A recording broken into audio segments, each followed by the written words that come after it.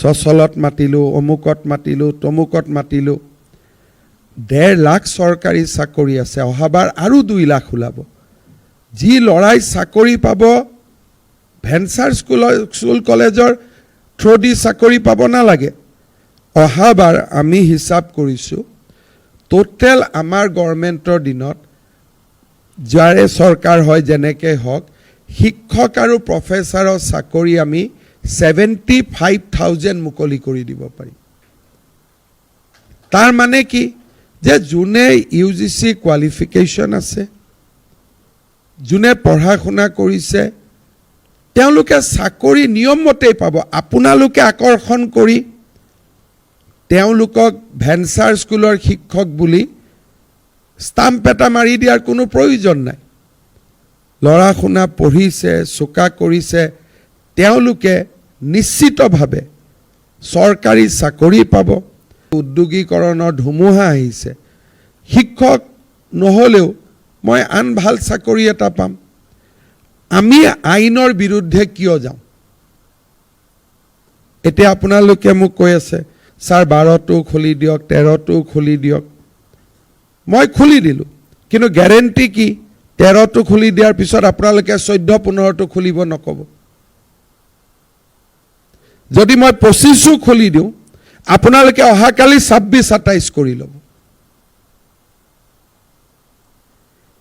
আমি অসমত সমস্যাসমূহ সমাধান কৰিব লাগে, তাক আমি বঢ়াব নালাগে। তাৰপিছত আপোনালোকে ক'ব ছাৰ ইলেকশ্যনৰ আগত কৰি দিয়ক। আপোনালোকৰ ইলেকশ্যনৰ লগত কি সম্পৰ্ক? তাৰমানে আপোনালোকে ধৰি লৈ ইটো হাৰিবই, হাৰাৰ আগতে আমাৰ কামটো কৰি থৈ যাওক। অহাবাৰ অনুজ পেগুটো শিক্ষামন্ত্ৰী নাথাকেই, গতিকে তেওঁক বলিটো ইলেকশ্যনৰ আগতেই দি দিওঁ। এইবিলাক আমাৰ নতুন অসমৰ কথা নহয়। যেতিয়া মই প্ৰথম শিক্ষামন্ত্ৰী হৈছিলোঁ, মোৰ আজিও মনত আছে, প্ৰথম দিনা মই যেতিয়া মিটিঙত গৈছিলোঁ, জয় নাছিলে, জিন্দাবাদ মুৰ্দাবাদ দিছিলে শিক্ষকসকলে। তো মই ক'লোঁ এইবোৰ আজিৰ পৰা নকৰিব, শিক্ষকৰ মৰ্যাদা লৈ থাকিব। পৰিৱৰ্তন হ'ল আজি, কিন্তু কিছুমান মানুহে চৰকাৰখনক ব্যতিব্যস্ত কৰি ৰাখিম বুলি এটা সংকল্প লৈ লয় যে আমি এনেকেই কৰি থাকিম। এই ব্যৱস্থাটো শেষ হ'ব লাগে। চৰকাৰে মানুহক 12ও ৰাখিব পাৰে, 13ও ৰাখিব পাৰে, 14ও কৰিব পাৰে, 15ও কৰিব পাৰে, কিন্তু কালি যে আপোনালোকে 26টো লৈ নাহিব তাৰ গেৰেণ্টিটো কোনে দিব? আপোনালোকে ক'ব আমি দিছোঁ, আপোনালোকৰ চাকৰি প্ৰাদেশিকত হৈ যাব, আপোনালোকৰ পোষ্টত নতুন এজন মানুহ আহি বহি ল'ব। তেওঁ ক'ব ছাৰ এইটোতো আগৰ সংস্থাইহে দিছিলে। চৰকাৰ বদলিলে সভাপতি সম্পাদকজন চৰকাৰৰ মতে হয়, মেম্বাৰবিলাক বেলেগ থাকে। আহমেদৰ পৰা সভাপতিজনৰ নাম বৰা হৈ যায়, সম্পাদকৰ নাম শইকীয়া হৈ যায়। আকৌ যদি বেলেগ চৰকাৰ আহে, সভাপতি সম্পাদকজনৰ নাম ইছলাম হুছেইন হৈ যাব। এই যিবিলাক কাম আমি কৰি নিজকেও ব্যস্ত ৰাখোঁ, ভাবোঁ যে আমি সকলোকে এনেকৈ চলাব পাৰিম, এইটো নহয়। কাৰণ এতিয়া AI আহিলে, মানুহে ছেটেলাইটতে চাই থাকিব পাৰে যে আপোনালোকে ক্লাছত আছে নে নাই। ইমানবিলাক সুবিধা নতুন নতুন আহি থাকিলে, সেইকাৰণে মই প্ৰত্যেক দিনাই কওঁ ভেঞ্চাৰ স্কুলবিলাক, কলেজবিলাক সমস্যা হ'ব নালাগে। চৰকাৰৰ কাৰণে ই এটা সম্পদ হ'ব লাগে যে ছাৰ এইখিনি কাম কৰি দিয়ক, আমি আৰু আপোনালোকক কেতিয়াও দিগদাৰি নকৰোঁ। এইটো কেতিয়া হ'ব?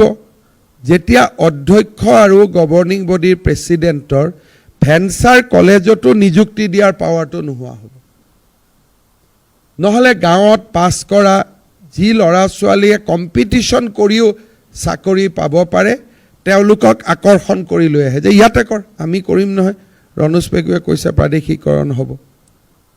আৰু সেইকাৰণে আজিকালি মই ভেঞ্চাৰ স্কুলৰ আন্দোলনত, কলেজৰ আন্দোলনত ভিডিঅ'টো চাই থাকোঁ, ডেকা ল'ৰা ছোৱালী দেখোঁ। কিন্তু 10 চনৰ পিছততো নিযুক্তি হ'বই নালাগিছিলে। 3খন আইনত এইটো কথা লিখা আছে। আপোনালোকে এটা 25তো নিযুক্তি দিয়া মানুহক আন্দোলনত লৈ আহে।